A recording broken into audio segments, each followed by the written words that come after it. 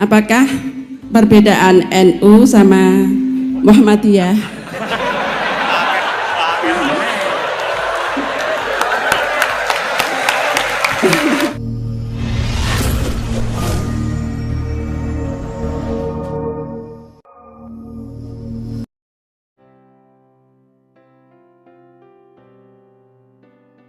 Assalamualaikum warahmatullahi wabarakatuh. Bismillahirrahmanirrahim. Allahumma sholli wa sallim ala nabiyyina habibina Muhammadin sallallahu alaihi wasallam wa ala alihi washabihi asma'in, amma ba'du. Semua yang kami hormati, ada Pak Rektor, ada Rektor Senior Pak Arsoyo, ada teman-teman direktur, dosen semua yang saya hormati. Tadi katanya mau naik kelas ya. Kalau naik kelas dari rumah saya niatkan mari mengkaji diroyah. Diroyah itu melogikakan riwayat. Jadi misalnya kita sering dengar Rasulullah SAW sering ngendikan kalian masuk surga itu bukan hanya berdasar amal, tapi berdasar anugerah Allah Subhanahu wa Ta'ala. Oke, kita sepakat amal kita, perilaku kita, ibadah kita andaikan dikompensasi dengan nikmat yang Allah berikan tentu tidak seimbang. Untuk membayar itu saja sudah lunas. Jadi Anda semua tidak berhak masuk apa? Surga. Sehingga di beberapa riwayat dijelaskan ada orang yang 500 tahun ibadah, nggak pernah maksiat. Ditanya sama Allah, kamu masuk surga karena apa? Karena ibadah saya ya Allah. Ya sudah, surga kamu 500 tahun saja karena ibadah kamu 500 tahun. Ini cerita umur-umur orang dulu. Ya Allah, katanya surga engkau ini selamanya. Ya kalau yang selamanya itu rahmatku. Kalau amal kamu terbatas ya surganya sesuai amal kamu ya terbatas. Ya sudah ya Allah, berarti masuk saya surga saya ini karena fadl engkau, karena anugerah engkau. Itu namanya apa? Diroyah. Diroyah itu satu kajian analisis di mana kita percaya riwayat, tapi kemudian punya logika, punya diroyah. Ini penting supaya tauhid kita ini kuat. Jadi dulu ada orang yang sangat cerdas, namanya Jubair bin Mut'im. Dia saking cerdasnya, juga kaya, juga tokoh, dikirim sebagai delegasi pembebasan Asra Badrin, tawanan Badar. Kemudian pas datang ke Masjid Nabawi, Nabi delalah pas baca Wattur wa kitabim mastur. Sampai pada titik Nabi baca am khuliqu min ghairi syai'in am humul khaliqun. Apakah penciptaan yang sedemikian canggih itu dimulai tanpa perwujudan, tanpa sesuatu yang real, yang maujud? Orang itu langsung bersimpuh matur, ya Rasulullah, saya Islam. Kada qalbi yatir, hampir hati saya, otak saya, pikiran saya itu terbang. Karena logika yang dibangun ateisme misalnya, kalau alam raya ini dimulai dari nihilisme, berarti logikanya apa? Al-adamu yakhluqu maujudan. Alam raya ini kan maujud, maujud itu ada. Kalau yang lebih dulu itu ketiadaan, berarti ketiadaan menjadi sebab kewujudan. Kalau dalam bahasa Arab itu Al-adamu yakhluqu maujudan, sesuatu yang harusnya nggak jadi faktor karena ketiadaan menjadi faktor sesuatu yang nyata. Itu kan nggak masuk akal. Ya kalau alam raya ini ada al-adam sing yasbiku maujudan, berarti alam raya ini al-adamu yakhluqu maujudan, sesuatu yang tidak ada menciptakan yang ada.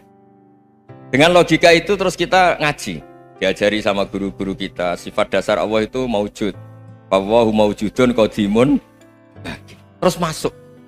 Yang harus distatuskan pertama dari Allah itu apa? Maujud, wujud. Karena dengan wujud ini layak menjadi penyebab adanya alam raya ini. Sehingga ketika kita menolak faham nihilisme atau ateisme, faham tanpa Tuhan, tanpa pencipta awal, kita punya diroyah. Bahwa tidak mungkin ketiadaan ini menjadi sebab perwujudan alam raya ini. Yaitu am khuliqu min ghairi syai'in. Masa alam raya ini diciptakan tanpa sebab yang nyata, yaitu wajibil wujud. Siapa itu? Allah Subhanahu wa Ta'ala. Begitu juga menyangkut sholawat. Orang boleh beda pendapat tentang redaksi sholawat. Ada yang sholli ala Muhammad, ala Sayyidina Muhammad, Nabi Muhammad. Monggo lah, masalah redaksi saja. Tapi setelah dianalisis, Nabi itu Pak Rektor jadi Nabi setelah Nabi Isa saking dihormatinya sampai dituhankan. Juga jadi Nabi yang ada cerita masih hangat, orang Yahudi itu bunuh Nabi. Jadi yang satu mendudukkan Nabi sedemikian tinggi sampai kayak Tuhan, yang satu menjatuhkan Nabi sedemikian rendah sampai dibunuh. Kayak apa susahnya jadi Nabi Muhammad SAW. Kemudian dengan gampang Hadaddin agama ini bikin syariat yang bernama sholawat. Redaksinya monggo lah sesuai tradisi masing-masing. Allahumma sholli ala Muhammad, Allahumma sholli ala Sayyidina Muhammad, ala Nabiyina Muhammad, monggo lah. Tapi yang jelas redaksi ini kalau didiroyah dikaji, Allahumma itu Tuhan, Tuhan itu pemberi. Wa Muhammadun wa in jalla qadruh abdun min ibadi. Muhammad apapun tinggi derajatnya tetap berstatus hamba. Sehingga agama ini terjaga oleh sighatus sholawat. Agama ini terjaga oleh redaksi sholawat, yaitu Allah tetap pemberi sebagai Tuhan yang enggak tersaingi, la syarikalah. Rasulullah Muhammad wa in jalla qadruh, apapun prestasinya, bisa mi'raj, bisa apa saja, tetap seorang hamba yang butuh muhtajun ila rahmatik. Jika redaksi Allahumma sholli ala Muhammad ini mengukuhkan yang Tuhan tetap Tuhan, hamba pilihan tetap hamba pilihan. Tentu dengan redaksi ini kemudian kita mendudukkan Nabi benar-benar posisi terhormat, yaitu orang yang paling berhak dapat askat tahiyat, mendapat penghormatan Allah paling tinggi, yaitu Rasulullah Muhammad SAW. Dan itu diulang-ulang oleh Allah. Subhanalladzi asra bi abdi. Status hamba ini diulang. Lagi-lagi ini bernama diroyah. Bernama apa? Contoh ketiga misalnya fihi ayatum bayinatum maqamu Ibrahim. Dulu orang Yahudi itu ada diskusi masif. Syaratnya Nabi itu mbah-mbahnya harus Nabi, harus keturunan Nabi. Kemudian semua Nabi rata-rata di Palestina, di Syam. Lalu Muhammadnya asal usulnya dari mana? Tahu-tahu orang Arab kok Nabi, padahal orang Arab itu dulu jahiliyah. Walhasil terus diceritakan bukti Muhammad ini turunan Ibrahim adalah ada jejak kaki Nabi Ibrahim di dekat apa? Ka'bah. Fihi ayatum bayinatum maqamu Ibrahim. Kalau Nabi Ibrahim pernah di Mekah, artinya beliau pernah meninggalkan turunan yang di Mekah. Itu bernama Nabi Muhammadun sallallahu alaihi wasallam. Itu disebut fihi ayatum bayinatum maqamu Ibrahim. Nah, itu namanya diroyah. Diroyah itu satu perilaku keseharian kita beragama, kemudian tahu logikanya. Yang keempat misalnya mangkana yu'minu billahi wal yaumil akhir falyukrim apa? Jaro. Orang yang iman karena Allah dan Rasul maka memuliakan tetangganya. Andaikan pakai hukum sosial, tentu kalau tetangga kita baik, kita baik. Kalau kurang baik kok kurang penggawean kan gitu. Tapi dulu itu pernah ada seorang ulama itu dibully ya, dikerjain sama anak muda tetangganya. Pak Kiai datang ke rumah saya, orang ini datang. Kemudian setelah di rumahnya, saya tidak jadi butuh sama Pak Kiai, silahkan pulang. Itu Kiainya senyum menikmati. Dan itu terulang 3 kali. Dibully seperti itu, dikerjain terulang 3 kali. Lalu tetap Kiainya tuh asik, seneng sekali. Lama-lama kemudian ditanya, kenapa engkau tidak tersinggung? Padahal saya kerjain sampai 3 kali, tak undang, terus tak suruh pulang, tak undang, tak suruh pulang. Kata Kiai tadi, yang memerintahkan baik sama tetangga itu Allah. Jadi saya nikmati ketika bisa baik sama Anda. Tidak ada urusannya dengan perilaku Anda yang menolak saya. Nah itu terus kita tahu, memang motifnya kita baik sama tetangga karena iman sama Allah dan Rasul, bukan hukum kompensasi sosial. Jadi kalau mau diteruskan Pak Rektor, saya ngajar di sini ya karena perintah Allah, itu orang alim harus ngajar, bukan karena perintah Rektor. Kalau diteruskan. Ya saya mohon juga gitu para dosen, para karyawan di sini kalau nggak khianat dengan UI itu karena takut sama Allah, jangan takut sama Rektor. Kalau Anda baik juga karena Allah, jangan baik karena apa? Rektor. Bagaimanapun ya semua kita ini makhluk. Makhluk itu la yadurru wa la yanfa. Begitu juga melihat Indonesia. Melihat saya ini kan ikut di UI itu lama sekali, ikut sama Profesor Zeni, dari Profesor Zeni nulis tafsir. Mungkin Pak Harsoyo tahu banyak, dulu Pak Lutfi ya tahu banyak. Tapi saya memang nggak pernah terbuka karena ya memang nggak ingin sebenarnya. Kondisi ini kondisi darurat. Sehingga saya tahu cara berpikir Profesor Zaini, ya tahu komitmen beliau pada UI, dan pendiri UI memang ya banyak yang dari tokoh NU, Muhammadiyah, dari tokoh-tokoh ormas yang lain memang didirikan banyak orang. Hingga UI memang nggak milik ormas apa tertentu. Dari satu sisi memang baik nggak dikuasai ormas tertentu, tapi nanti kalau keterusan ya nggak berbentuk karena ya sudahlah dikelola saja sambil jelas, sambil kadang nggak jelas, yang penting ikhlas tadi. Karena kalau terlalu asobia itu jadi repot. Kita ini yang nekuni fikih itu tahu kalau udah kuno itu madhabnya Hanafi, kuno itu madhabnya Syafi'i. Tahu-tahu seakan-akan Imam Syafi'i itu NU, Imam Abu Hanifah itu Muhammadiyah. Padahal ini orang-orang yang sebelum NU dan apa? Muhammadiyah. Jadi kalau kita yang nekuni ilmu itu biasa saja dengan perbedaan. Tapi kalau orang-orang yang nggak siap dengan perbedaan itu sampai Allah disifati Ta'ala itu tidak terima. Padahal Ta'ala itu maknanya Maha Luhur, yang Maha Agung. Jadi ada seorang kiai kebetulan pidato pertama Pak Rektor. Assalamualaikum warahmatullahi ta'ala wabarakatuh. Mubalik kedua ini nggak terima karena itu dianggap bid'ah ada ta'ala. Hanya dia bilang Assalamualaikum warahmatullahi ta'ala wabarakatuh. Itu saking asobiahnya itu Allah ditambahi ta'ala itu tidak terima. Padahal ta'ala itu maknanya Maha Agung. Nah itu kan jadi repot kalau asobia gitu. Kalau kita ngadepi perbedaan itu biasa saja. Karena kita mungkin bacanya banyak, lihat hal-hal seperti itu ya biasa saja. Karena dulu itu perbedaan itu urusan sudut pandang. Ya saya ulang lagi, perbedaan itu sudut. Allah yang Tuhan saja sering didebat sama nabi-nabinya. Karena urusan sudut pandang apa? Saya beri contoh ya. Suatu saat Khalilur Rahman Ibrahim itu saatnya meninggal sama Allah, Israel disuruh. Itu Ibrahim saatnya meninggal, ambil nyawanya. Setelah datang ke Ibrahim, ya Khalilur Rahman Ibrahim, saya disuruh nyabut nyawa Anda. Itu Israel dipaksa mikir sama Ibrahim. Hal ra'aita khalilan yumitu khalilah. Kamu tahu orang yang mencintai kemudian bunuh yang dicintai. Itu logika agak benar. Akhirnya Israel kan gak biasa debat, kan gak dilatih debat, gak pernah ikut lomba UI debat ilmiah. Dia taunya nyambut nyawa aja. Kembali ke Allah. Ya Allah, kata Ibrahim, hal ra'aita khalilan yumitu khalilah. Masa kekasih bunuh yang dicintai ya. Tapi kata Allah santai. Bilang ke Ibrahim, hal ra'aita habiban yakrahu ayyalqa habibah. Masa katanya dia cinta saya, kemudian ketemu saya tidak berani.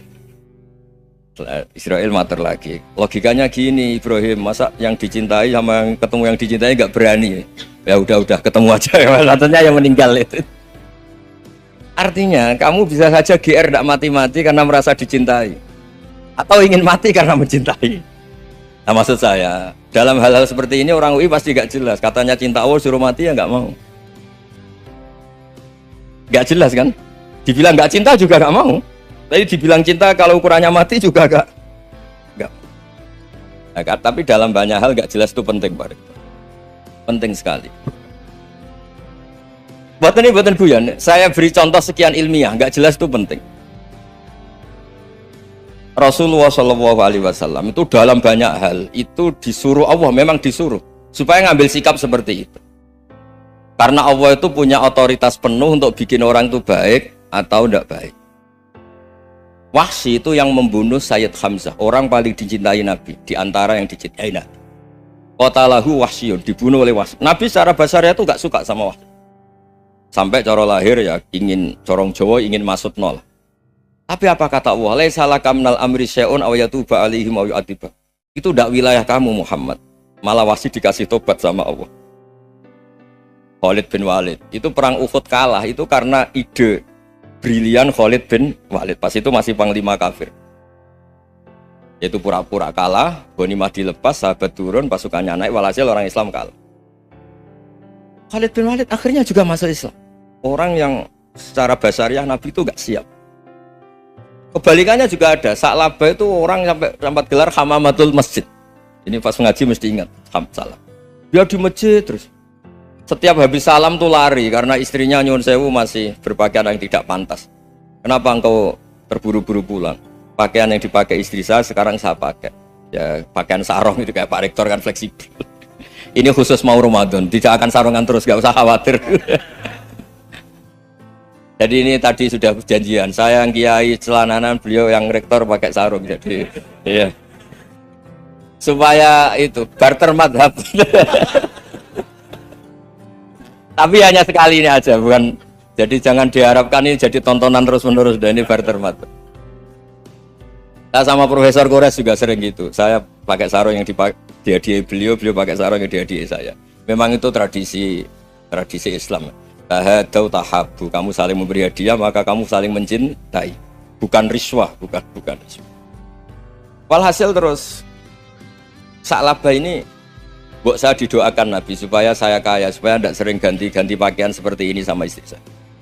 Jangan-jangan kamu miskin itu lebih baik, ngotot minta didoakan. Didoain Nabi kaya terus lama-lama ninggal sholat, ninggal jamaah. Itu Allah belum tersinggung. Yang mulai Allah tersinggung itu kan saya sering fatwa di mana-mana, sering memberi saran. Mumpung kamu miskin itu sering sedekah, karena kalau sudah kaya itu tidak bisa. Saya memberi analogi gini. Kalau saya masih santri miskin, punya uang 100.000, diminta guru saya 50 tak kasihkan, padahal itu 50%. Punya 2 kambing kurus, diminta guru saya 1 pasti tak kasihkan, padahal itu 50%. Jadi kalau punya sapi Brahman atau sapi limusin yang harganya itu 100 juta, punya 2, diminta 1 boleh enggak? Tidak boleh. Saya punya motor butut 2, diminta teman saya 1 boleh, tapi kalau Davidson Harley itu nggak boleh itu. Nah, walhasil itu kalau kita miskin, misalnya kita zaman kuliah atau zaman mondok atau zaman apa saja, punya uang 100.000, nartik temannya sampai 50.000 kan biasa. Tapi setelah 1 miliar, berani nggak kamu kasihkan 500 juta? Sama-sama 50%? Enggak kan? Nah, Sa'labah gitu, ketika zakat masih per 40 kambing 1 kambing itu sebenarnya kan masih ringan. 41, 82. Kambingnya itu sudah mabenal jabalen. Barang dihitung zakat karena sudah ribuan, jumlahnya sampai 400 kambing. Banyak lah pokoknya. Terus kata Sa'labah, ini pemerasan. Karena jumlahnya besar. Allah tersinggung karena nabinya dianggap narik zakat itu dianggap kharat, dianggap pemerasan. Allah tersinggung, kemudian fa'aqobahum nifakon fi qulubihim ila yaumil. Dia ditegur munafik. Semenjak itu terus tadi kembali gak jelas tadi. Barkohnya gak jelas itu menjadi orang tuh bijak. Ini sekarang nakal, jangan-jangan nanti jadi orang baik. Yang sekarang baik, jangan-jangan suatu saat jadi tidak baik. Semua orang introspeksi. Gak ada jaminan kalau kita sekarang baik akan baik terus. Gak ada jaminan kalau kita sekarang buruk akan buruk terus. Sehingga terus banyak kiai-kiai bijak itu memang lahirnya nggak tegas, tapi nggak tegas itu yang menjadikan bijak, karena sama-sama mungkin. Itu yang disebut laisa laka minal amri syai'un aw yatuba alaihi wa yu'adzibum, itu tidak wilayah kamu. Ketika Allah mengomentari orang munafik juga wa yu'adzibal munafiqina insya'a aw yatub, bisa saja ada yang disiksa, bisa saja ada yang dikasih tobat. Karena pola yang kita analisis itu semuanya menurut kita, bukan menurut kemaslahatan orang apa. Saya punya sekian contoh cerita. Orang yang sowan kiai baik-baik, mungkin bawa gula atau salam tempel, tidak tahu lah. Itu tidak mesti jadi wali. Tapi Kalijogo yang kenal Sunan Bonang itu kenalnya itu karena ingin begal. malah jadi wali. Tapi tidak usah dicoba. Umar itu nyari Nabi itu mau dibunuh. Tapi malah tobat jadi orang baik. Jadi ini penting ngaji ya, supaya tidak tegas itu, tidak jelas itu kadang baik. Nah termasuk saya juga termasuk dia yang milih tidak jelas. Saya sering gojlok gini, Fajar Hadili ini murid-murid saya sering saya gojlok. Kalau semua sistem pendidikan kayak kampus, kayak UII, kayak UIN semuanya, itu sistem yang bagus karena tertib, jam kuliahnya jelas, mata kuliahnya jelas. Kalau di pesantren itu Pak Arso itu nggak tertib, tapi justru itu enak ketemu di jalan orang berani tanya. Nah, ini kalau mbak-mbak misalnya menstruasi, mau belajar haid nunggu semester berapa baru tahu. Itu bisa sekian tahun nggak sholat karena nunggu pelajarannya baru diterangkan. Mau haji juga gitu, nunggu mata pelajaran haji. Kalau nggak jamnya, nggak mau dosennya ngajar. Nah, kalau kiai kan enggak, ketemu di jalan tanya, dijawab. Jam berapa juga dijawab. Artinya Indonesia itu berkah, ada sistem kampus yang tertib. Ya semoga termasuk tertib gajinya. Tapi tertib gajinya itu juga sebenarnya rugi. Saya sering Ada pegawai negeri Gus, tolong doain saja di PNS enak jadi. Gajinya tetap. Kata saya nggak mau kalau gaji saya tetap. Kok bisa Gus enak tiap bulan mesti dapat gaji. Kalau tetap nggak naik-naik kata saya. Kalau kiai gajinya nggak tetap, tapi di atas yang tetap kata saya. Artinya Indonesia itu berkah. Kalau semuanya pakai sistem pendidikan setertib ini, orang mau tanya khaid ya nunggu pelajaran khaid. Bab haji ya nunggu pelajaran haji. Tapi kalau ketemu kiai itu enggak, ya semuanya. Saya pernah di pasar, Gus mau tanya apa? Anak saya sih keluar darah terus gini-gini. Padahal biasanya khaid hanya 7 hari gini-gini. Ya sudah kembalikan ke biasanya rudat ilal adat. Itu enggak usah sowan ke rumah, juga enggak registrasi dulu, enggak daftar dulu. Ya ini enggak nyindir cerita saja. Supaya ini bukti koalisi beneran. Jadi saya yang kiai enggak tertib jam, koalisi sama yang tertib jam. Jadi kalau semuanya sistem kampus, nanti pertanyaan itu enggak bisa on time, enggak bisa setiap saat. Makanya Indonesia itu berkah. Kiai-kiai yang alim yang di jalan-jalan banyak. Juga kiai yang di kampus dokter-dokter fikih banyak. Yang nekuni ilmu umum ya banyak. Macam-macam. Itu masalah itu kalau saling mengadili itu baru masalah. Misalnya kiai ngeluh, enggak enak jadi kiai, enggak punya gaji tetap. Yang dosen ngeluh, enggak dicium tangannya. Karena memang unik Indonesia itu. Kalau guru fikih kok dosen itu tetap nggak dicium tangannya. Karena pikirannya anak-anak itu wong sudah bayar disuruh nyium. Itu kayak di alam sadar tuh gitu. Kalau kiai itu kan anak-anak nggak bayar itu. Ya opanya cium tangan itu. Makanya kalau kiai-kiai tidak keramat bisa mati karena cium tangannya doang itu bisa mati itu kiainya. Ya ini cerita. Supaya saling menghormati saling menghormati. Jadi kalau makanya itu pakar-pakar akhlak ya, pakar-pakar etika peradaban. Itu tertampar betul ketika Nabi urusan ilmu itu mengabaikan itu kalau sudah urusan ilmu. Misalnya begini, ada urusan ilmu, ada mbak-mbak cantik atau ibu-ibu cantik. Itu dalam Islam itu diajarkan jangan sopan-sopan banget. Kata Nabi, karena kekuatan ilmu itu di atas kekuatan akhlak, di atas kekuatan adab. Ya nisa an-nabi lastunna ka ahadim minan nisa. Ini taqaitunna fala takhdu'na bil qaul. Fa yatma alladhi fi qalbihi maradun. Misalnya ada mbak-mbak cantik, menarik, kemudian sopan misalnya sama Pak Fajarin sama dosen-dosen. Monggo binara. Wah itu bahaya pikirannya kemana-mana itu. Orang yang imannya pas-pasan, wih berarti mau. Maksud saya kalau cantik, menarik ketemu di jalan biarin aja dosennya mau kemana biarin aja. Gak usah dihormatin. Kalau dihormatin, Pak mau kemana sadereno bisa bahaya. Tak biarin aja. Kalau tanya, Dek ini alamatnya mana? Cari sendiri Pak. Karena hanya dengan cara itu si Pak dosen ini gak kepikiran. Gak ada orang suka orang kedus itu gak akan. Tinggal sudah cantik, sopan. Wah bisa pikirannya macam-macam. Itu ilmu. Fala takhdu'na bil qaul. Kamu jangan terlalu lirih kalau ngomong. Fayatma alladzi fi qalbi maradun. Orang yang pikirannya masih kotor pasti berpikir yang negatif. Anda mungkin demi sopan sama dosen Anda. Tapi sejauh mana dosen Anda juga berpikir positif. Itu kan uji iman sama uji nyali. Nah, sama pejabat yang sopan sama kiai mungkin punya Alphard, punya Robicon, punya terus bawa uang banyak. Terus sama kiai cium tangan hormat. Jangan-jangan kiainya yang pikirannya macam-macam. Ini berarti bisa jadi muhibbin potensial misalnya. Nah, saya ini termasuk kiai yang pengagum ilmu. Sehingga saya sama orang yang medit, yang kikir sama saya itu saya senangnya bukan main. Kenapa? Karena kalau orang medit itu gak berhak nuntut. Tapi kalau orang lomo 1 juta minta surga, 2 juta ya minta apa? Surga. Gus salam template 200.000 aja kadang minta surga.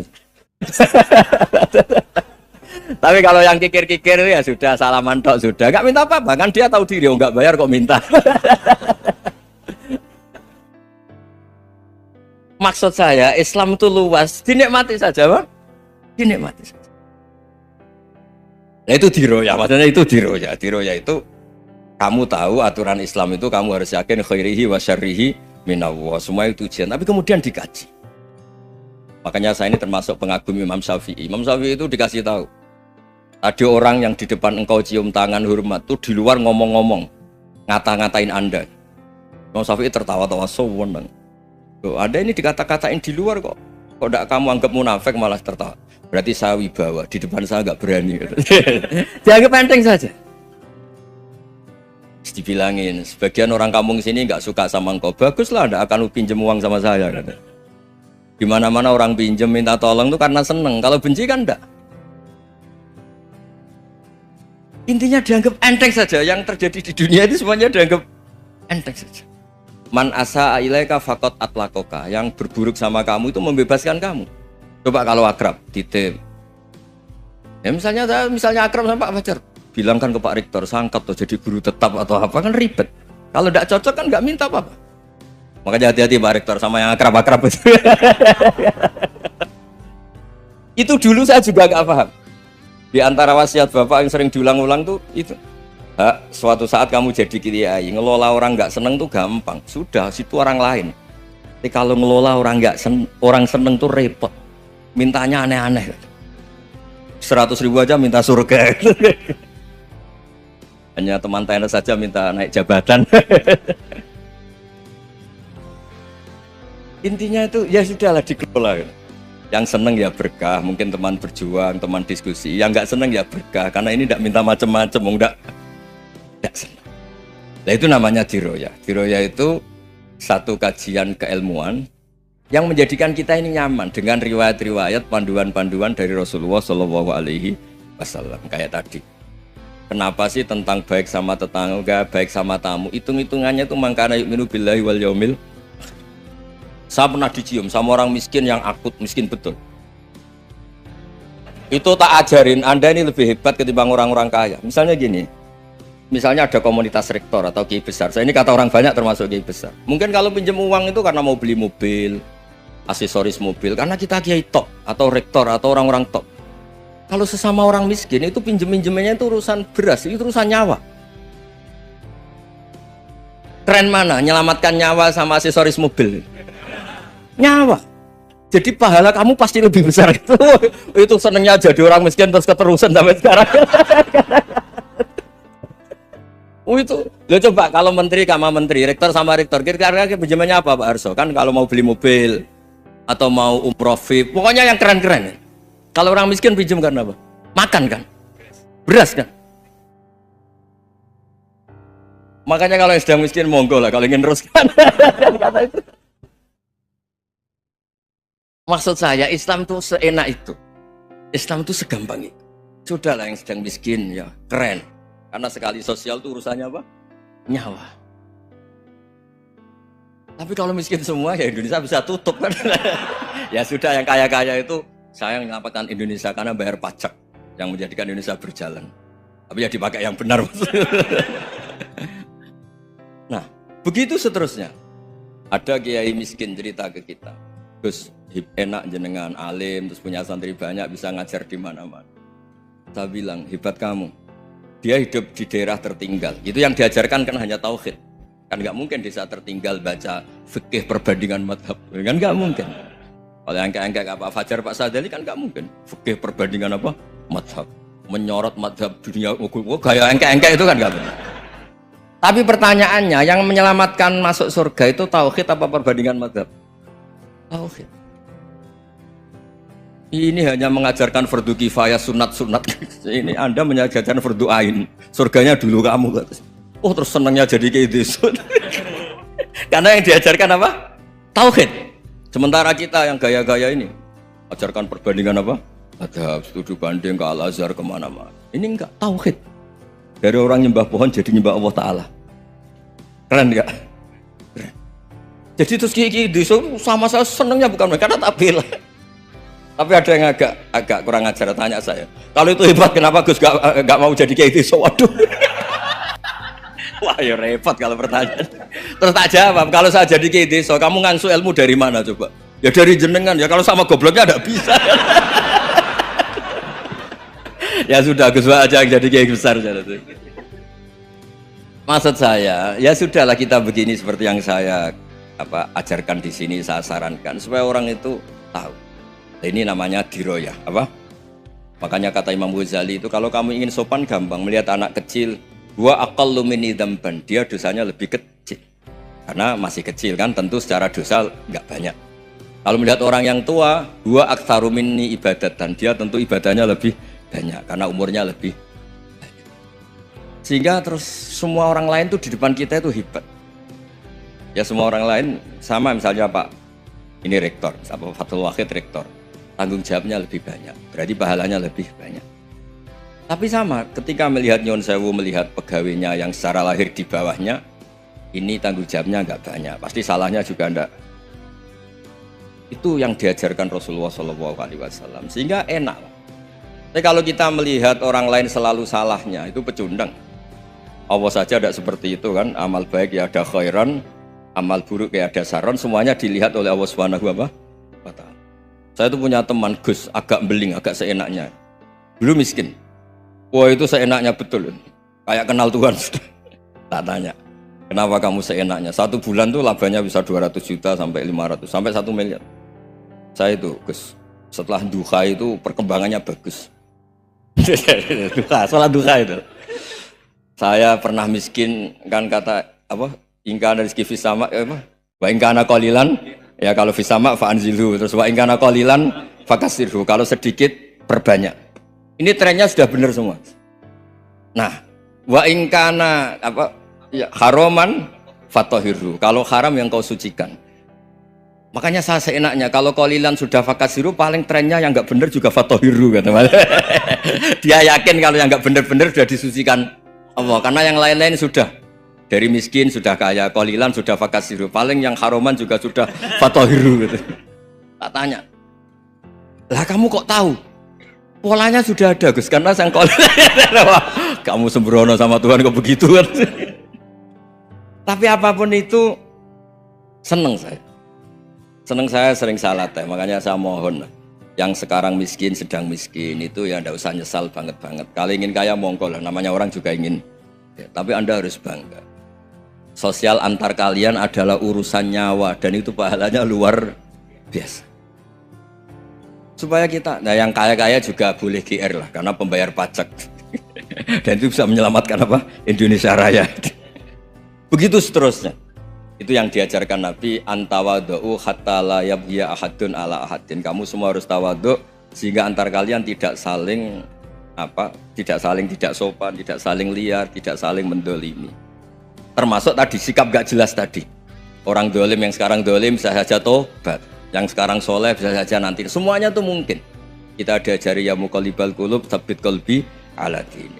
Jadi keliru kalau kita dalam banyak harus tegas, gak mesti. Al halalu bayyinun wal haramu bayyinun. Tapi ada wa bainahuma umurun mustabihat. Ada yang wilayahnya itu abu-abu.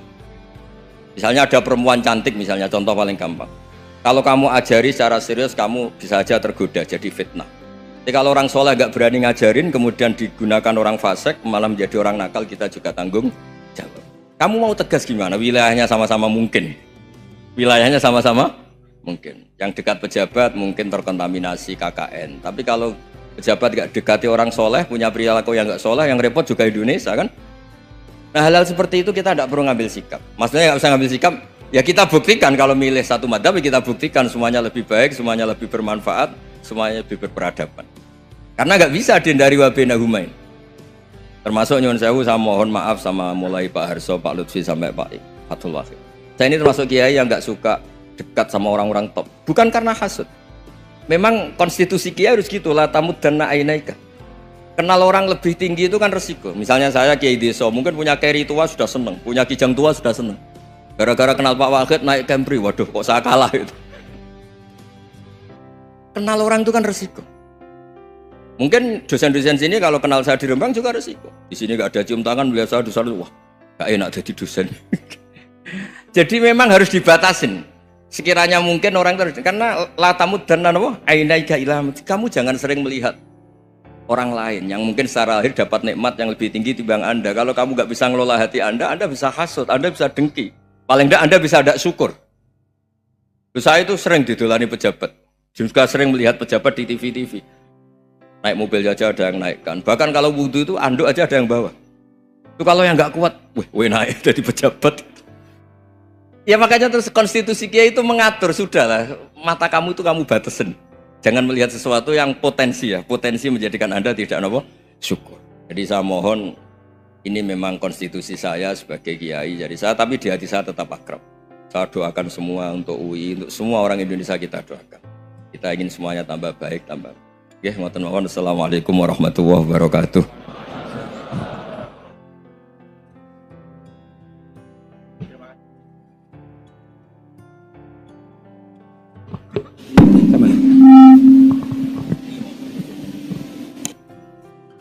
Terima kasih Gus Ba untuk pencerahan yang luar biasa. Kita masih punya waktu 28 menit. Kalau Gus Ba berkenan, apakah ada yang ingin bertanya? Singkat, padat, sebutkan nama. Sana dulu ya. Ya. 3 ya? 3 aja ya. 1. Sini 2. 1 lagi dari Ahwat, ya Ibu ya, ya. Silakan, 1 cari sana ya. Ya, maju aja, maju. Mikrofonnya ini.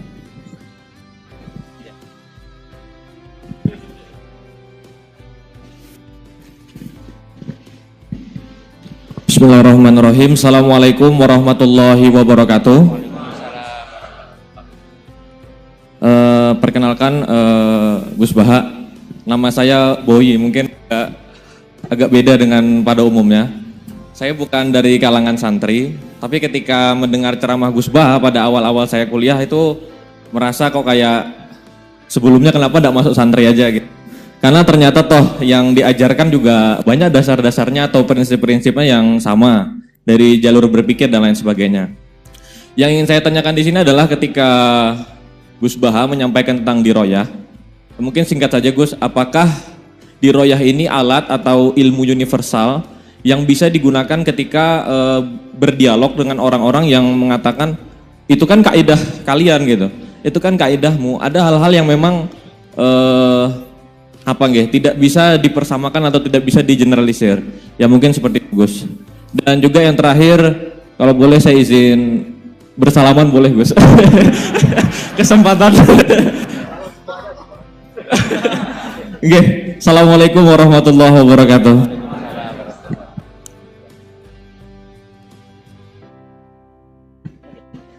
Baik, kita kumpulkan dulu 1 lagi, ya.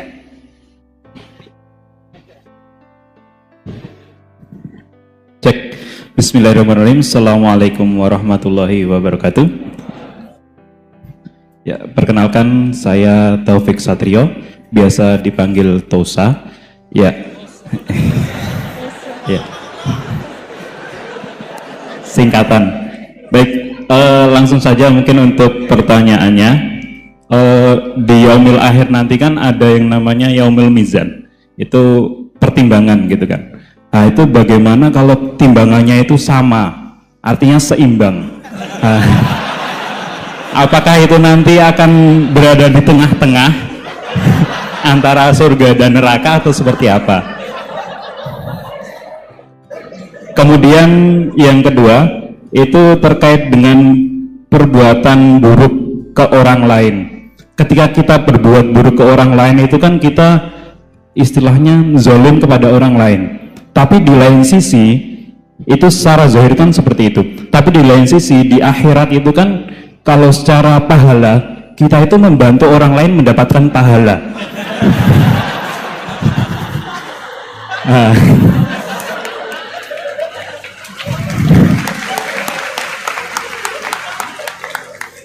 Jadi seperti apa Gus?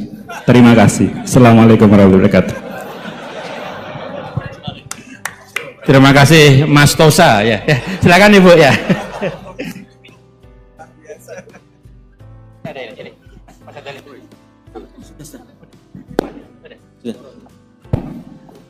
Assalamualaikum warahmatullahi wabarakatuh. Perkenalkan saya Nazrullah Hasanah. Mau bertanya, apakah perbedaan NU sama Muhammadiyah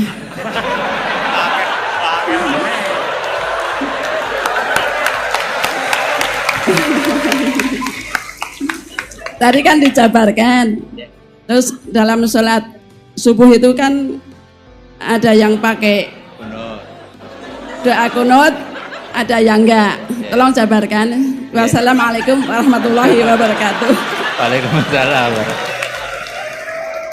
Baik Gus, ini ada 3 penanya. Mas Boy tadi terkait dengan diroya, apakah ini universal, termasuk untuk yang non muslim bahkan gitu kan.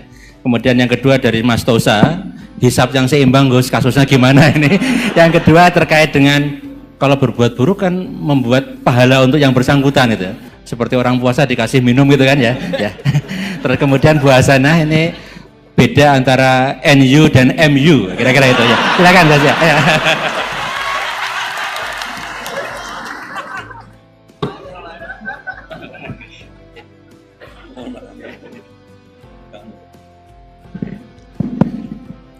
Bismillahirrahmanirrahim. Sebelum saya jawab, saya senang kalian semua senang dengan sesuatu yang taat itu. Banyak orang untuk senang nunggu maksiat dulu. Mungkin melihat perempuan yang tidak mahram, melihat sesuatu yang maksiat. Jadi ini spesial. Majelis ilmu tapi apa? Senang. Ini sesuai rencana Tuhan lah. Seorang itu senang dengan taat, senang dengan ilmu. Ini luar biasa, no? Luar biasa. Tadi pertanyaannya kalau diroya. Jadi Islam itu agama untuk logika objektif. Jadi diroya itu ya global, universal. Misalnya saya beri contoh Tuhan yang satu. Itu dulu, saya ulang lagi, dulu itu ada imam namanya Imam Amudi. Itu pengajar matematika Mas Boy, pengajar matematika. Itu kan nggak lazim, tapi kiai kok pengajar apa? Singkat cerita, ini cerita keramat. Kalau kalian nggak paham ya keramat sendiri. Jangan nggak paham menentang. Singkat cerita, di antara keramat beliau itu Allah itu nyuruh para malaikat disuruh ngaji matematika sama dia. Ngaji tauhid, tapi disebut sama Allah ngaji matematika. Ternyata apa? Cara ngajarkan gini. Misalnya ngajarkan diterang gini. Titik. Angka 2, 3 sampai 1 miliar 1 triliun. Nisbatusnaini ila ma la nihayatalah. Itu nisbatul fard asli. Angka itu entah 2, entah 3, entah 1 miliar, semuanya dibanding angka 1 itu namanya cabang. Tetap yang al-aslu itu angka 1. Itu otak siapapun itu akan ikrar dengan logika tadi. Bukan kita Muslim. Semuanya akan tahu angka berapapun jumlahnya, tetap asal usulnya angka 1. Terus dia gambar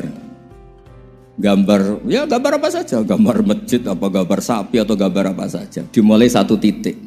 Gambar ruwet maupun gak ruwet tetap saja dimulai 1 titik. Nuktotul wujud. Jika kalau zaman saya ngaji, Pak Rektor ngaji dulu diterangkan semua makna Quran ada di Fatihah, Fatihah ada di Bismillah ya, Bismillah itu ada di titiknya, titiknya bak. Lah kenapa ini hebatnya Quran? Kenapa dimulai dari 1 titik? Untuk maklumatkan semua alam raya ini dimulai dari 1 titik, yaitu wujudullah. Logika seperti itu kan orang nggak terima gimana? Gambar seruat apapun dimulai dari mana coba? 1 titik. Angka sebesar apapun dimulai angka apa? 1. Jadi diroyah itu ya universal gitu mas. Ya gitu Mas Bay ya. Jadi diroyah itu universal. Ya soal ada yang belum dapat hidayat apa itu nomor 2, tapi logika yang dibangun Islam itu. Terus pertanyaan kedua apa? Draw tadi, bisa. Kamu ingin draw? Ini kasus ini, nggak pernah ngaji Quran itu. Di antara yang diterangkan Quran detail itu Ashabul A'raf apa? Ashabul A'raf, orang yang baiknya sama buruknya itu imbang. Itu sudah disediakan nanti di surga itu ada pagar. Kamu ingin di situ? Pagar pembatas apa? Pagar pembatas. Di surga enggak, neraka enggak. Jadi kejadian surga dan neraka itu gini, tak terangin ya. Jadi kira-kira gini, kan hisab itu hanya rubu'un nahar, sekitar 2 jam, 2 jam setengah selesai. Jadi satu dunia ini dihisab Allah, hanya Allah butuh waktu 2,5 jam. Rubu'un nahar. Kenapa gitu Pak Rektor? Karena semuanya datang ini sudah terindikasi dan itu sudah jelas. Misalnya orang yang soleh banget, wajahnya bersinar, bahkan semua tubuhnya bersinar. Yas'anuruhum baina aidihim. Yang pas-pasan, ya sinarnya pas-pasan. Sehingga nanti yang punya sinar cukup di kanan. Yang kelip-kelip agak ini yang rawan kesaruk ini yang gelap gulita langsung di kiri. Nah itu terus faduri babenahum bisuril lahubab. Terus Allah langsung bikin pagar. Nah yang rawan kesaruk pagar yang kelip-kelip tadi. Yang temangsang ini. Karena yang jelas hitam di kiri, yang jelas putih kanan. Yang abu-abu ini sama malaikat digaruk saja. Nah, terus temangsang di Araf itu. Nah, terus setelah dipagar ini dia punya kegiatan. Kalau melihat neraka bilang Rabbana srif anna adzab jahannam. Kalau melihat surga ya Allah, ma kuntu asqa khalqik. Saya ini hamba Engkau yang tidak paling sial dan Kau Maha Rahman. Tolong saya jangan dihadapkan ke neraka lagi. Karena itu menyiksa. Sabar wa ahraqaka. Ya ketika melihat neraka itu dia komentar, ya Allah, neraka ini begitu merusak wajah saya. Hawa panasnya itu sudah menghancurkan semua, baunya juga agak enak. Saya minta saya dihadapkan ke surga bersama Allah. Tapi kamu tidak minta lagi kan? Tidak, saya hanya minta itu tok. Gitu. Nah ini saya pandu, kalau kamu ngalami tak pandu. Kalau kamu ngalami tak pandu. Sama Allah terus diberi janji supaya tidak minta yang lain. Tidak, saya tidak akan minta lagi. Terus melihat surga. Nah, di surga melihat orang kayak gitu kan, di surga nanti kalian kan hura-hura semua. Wah, istri yang di dunia kurang cantik, rewel, yang di surga itu istrinya cantik semua, gak rewel semua. Gak minta belanja, cantiknya gak usah ke salon, pokoknya top lah. Terus dia melihat tersiksa, cara Jawa ngiler. Wih, masa ngelihat tok? Akhirnya ya lama-lama berani ngajukan, ya Allah masa ngelihat tok? Dikasih masuk gitu. Ya, terus tapi kamu kan janji tidak minta lagi. Ya terus ngerayu-ngerayu Tuhan lagi. Akhirnya walhasil nanti kalau betul-betul A'raf itu nasibnya akhirnya masuk surga. Tapi tadi digarap dulu lah, dikerjain dulu. Itu lama sekali perjalanannya, memang lama sekali. Nah soal orang membunuh itu apa contohnya tadi? Berbuat buruk sama orang lain, ya apapun lah. Berbuat buruk sama orang lain itu kalau faktanya nanti tobat, Allah yang bisa ngelola itu. Makanya Nabi pernah senyum-senyum, pernah tertawa-tawa. Sungguh ketika Allah menghendaki rahmatnya itu semuanya indah. Yaqtulul qatil fayatubu hadza. Jadi ada orang yang sewu membunuh, terus dia tobat serius. Kemudian al-maqtul yang dibunuh ini masuk surga karena madlum. Qatilnya karena tobat serius juga masuk surga. Ya begitu juga di kedoliman-kedoliman yang lain. Jadi ya makanya tobat itu penting sekali. Ya taruh saja begini yang terkenal ya, contoh Wahsy itu jelas di surga karena syahid dibunuh Wahsy. Apa Hamzah lah. Hamzah ini jelas di surga karena matul syahidan, dibunuh secara syahid oleh Wahsy. Tapi karena Wahsy tobatnya serius, nanti juga di surga. Begitu juga keburukan-keburukan yang lain. Jadi tobat ini misalnya ada orang hartanya dicuri. Tentu yang dicuri ini kalau dia orang baik, ya mungkin secara formal lapor polisi, tapi kalau dia orang baik mungkin ridho lah, sudah itu, sudah ridho kan. Berkahnya ridho, dia menjadi orang baik karena ridho diuji Allah, hartanya apa? Dicuri. Kemudian yang mencuri tobat, entah harta itu dikembalikan, entah dikasihkan masjid sebagai amalnya yang dicuri, entah apa-apa, Allah ngasih tobat orang ini. Kemudian sama-sama jadi orang baik, kemudian sama-sama di surga. Makanya itu Nabi sampai senyum-senyum, betapa rahmatnya Allah tidak terbatas. Sama lagi, betapa rahmatnya Allah tidak terbatas. Bahkan qatil sama maktul bisa ngopi di surga bareng tadi itu. Karena ya tadi, masyhur itu. Yang paling legenda dalam sejarah Islam kan, saya pernah membunuh orang yang sangat dicintai Rasulullah. Sebagai tobat saya akan membunuh orang yang paling dibenci Rasulullah. Singkat cerita, Wahsy ini menangi bunuh Musailamah al-Kadzdzab, orang yang ngaku-ngaku Nabi yang merusak tatanan apa? Islam. Apapun itulah, cerita-cerita apapun itu. Makanya saya sering cerita, kalau preman pasar itu tobat, bu, jangan nyapu masjid. Tobatnya tetap di pasar, yang dulu pasar gak aman karena dia, sekarang aman karena dia. Jangan tobat terus nyapu di pasar, pasar diganti soksisennya, pengganti. Itu nggak fair apa? Jadi kalau tobat itu harus seimbang dengan zaman salahnya. Zaman apa? Kayak Umar. Ketika dia kafir itu orang Islam dibikin takut. Terus ketika dia Islam, gantian orang kafir dibikin takut. Pertama dia Islam langsung marahnya Abu Jahal, awas kalau ganggu Rasulullah, ngadepin saya. Itu fair, kenapa? Fair. Jangan tobatnya bikin orang takut, lah tobat ke masjid nyapu, yang di pasar diganti penggantinya tetap gaduh. Gak boleh, harusnya kalau lama bikin pasar takut, ya sekarang lama bikin pasar apa? Aman. Itu tobat yang apa? Seimbang. Ya kira-kira gitu ya. Nanti tak pandu kalau sudah diarah. Terus gimana? Yang ketiga NU sama MU. Satu itu beda seragamnya dan logonya.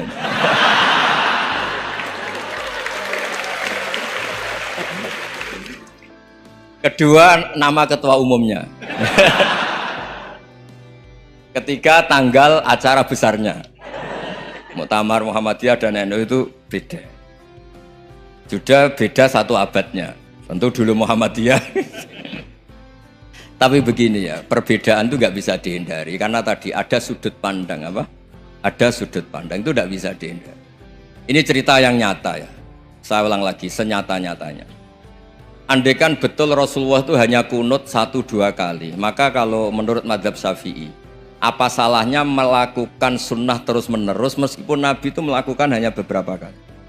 Karena pertama sesuatu yang pernah dilakukan Nabi pasti akan menjadi sunnah yang terus menerus. Nabi itu puasa Senin Kamis juga tidak selalu. Salah kalau ada orang bilang Nabi malah takut kalau ibadah sunat dilakukan terus menerus karena nanti takut dikira wajib.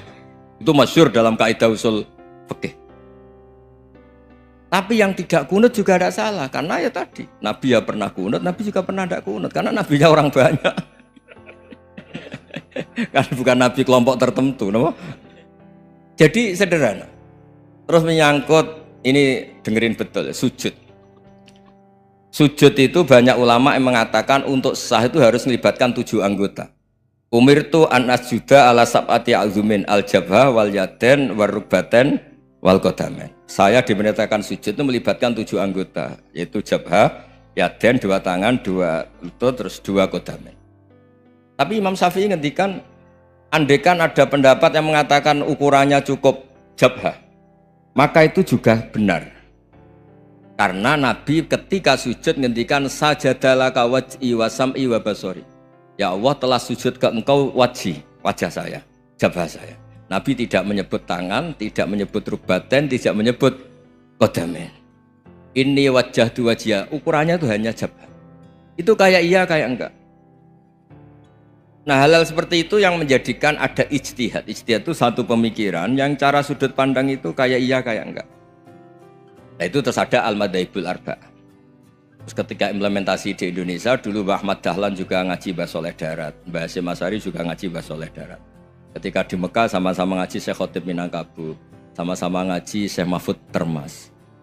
Jadi ya kalau di keluarga kita itu ya biasa aja perbedaan-perbedaan itu selama masih ilmiah dianggap biasa. Karena memang ngelola sudut pandang itu nggak bisa ditertibkan. Nabi Yahya itu suka berkawan orang soleh. Karena berkawan orang soleh itu enak. Tapi kalau Nabi Isa suka dadani desa-desa tertinggal yang masih macam-macam. Ketika ditanya, kenapa engkau suka berkawan orang-orang gitu? Ana tabibun udawil mardo. Di mana-mana kiai itu ya nyembuhkan yang sakit. Jadi kalau dakwah yang sudah iman tuh akeh tunggale gitu. Tapi dakwah gitu kan tantangan. Itu sudut pandang. Ada nabi itu yang tertawa terus guyon terus. Yang satu murung terus. Ya sama Nabi Isa dan Yahya kan satu angkatan. Mali aroka dohikan fakaan nama tak manumin makrillah. Kamu kok tertawa-tawa terus seakan-akan nggak ada adab saja.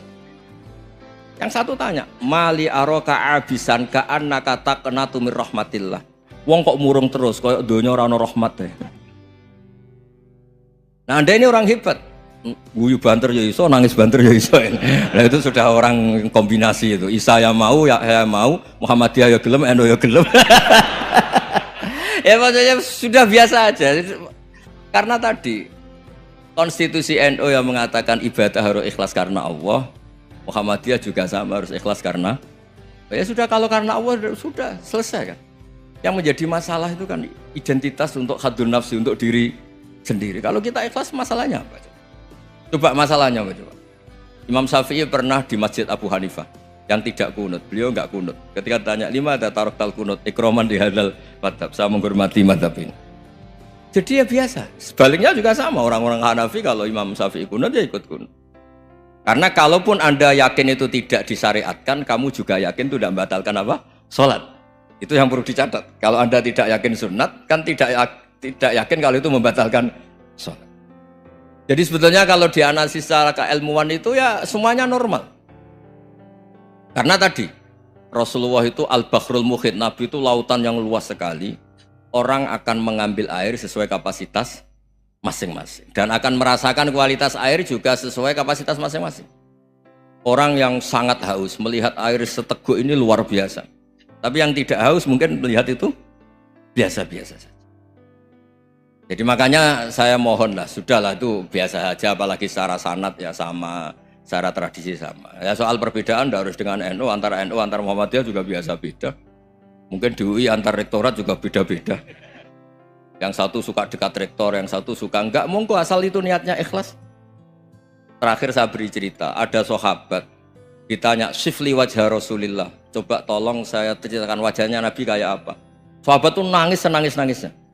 "Kenapa engkau menangis? Saya itu tidak pernah melihat wajah Rasulullah SAW." Loh, kenapa? Engkau kan sahabat. Sungkan, sebagai bentuk penghormatan saya tidak berani melihat wajahnya. Sebagai bentuk penghormatan pada waktu Nabi, saya tidak berani sowan. Nabi di dalam punya keluarga, punya istri, punya cucu. Kalau saya sowan tuh ganggu. Ya masuk akal. Bentuk hormat itu tidak ganggu kan. Tapi ada orang-orang yang bentuk hormat, bentuk sayang itu sering datang ke majelis Nabi. Sama-sama masuk akal. Bisa didebat gimana? Sama-sama masuk akal. Ya sudah, itu ijtihad. Maksudnya itu ijtihad. Itu sudah sama-sama masuk akal. Abul Hasan Asyadili itu kalau kemana-mana pakai mobil mewah, pakai baju mewah. Ketika ditanya, "Anda ini ulama kok pakaiannya mewah, mobilnya mewah?" Dan wong ra kepikiran nyangoni ya.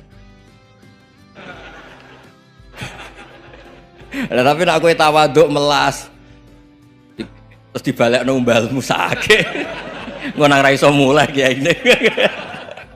Ya tapi misalnya semua gitu mesti ada yang salah paham, itu keangkuhan. Tapi kalau semuanya kelihatan gembel, nanti orang trauma jadi kiai. Takut kayak itu. Ya sudah, itu wilayah ijtihad, sudah tidak usah ya, pokoknya sudah, yang penting ikhlas. Anda berani tanggung jawab nanti ketika ketemu Allah Subhanahu wa taala. Nggih, ngoten. Assalamualaikum warahmatullahi wabarakatuh.